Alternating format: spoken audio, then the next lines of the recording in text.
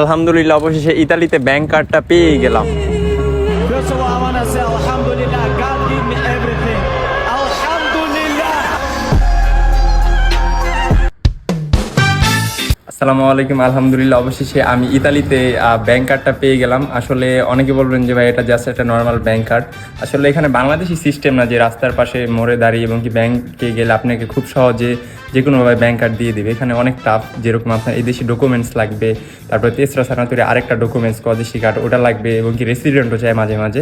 এর আগে আমি 6 বার গেছিলাম, আমারটা হয় নাই। তো আমি মনে করছিলাম যে হবে না, কারণ আমার অনেক ইম্পর্টেন্ট ছিল, কার্ডটা অনেক দরকার ছিল। তো আল্লাহ রহমতে আঞ্জলো নামে একজন আছে ওইখানে কাজ করে, তো ওনার কাছে সবাই সাজেস্ট করতেছিল যে ওনার কাছে যান, ওনার কাছে গেলে ইনশাআল্লাহ আপনি পেয়ে যাবেন। তো আল্লাহ রহমতে আমি আজকে সকালে ওনার কাছে গেলাম, এবং কি উনি আমার কাছে কোনো কিছুই চাইলো না, এবং কি আল্লাহ রহমতে আমার ব্যাংক কার্ডটা দিয়ে দিল। এর আগে আমি একটা ভিডিও করছিলাম যে ভুক্তভোগী, কারণ আমার সেম ডকুমেন্ট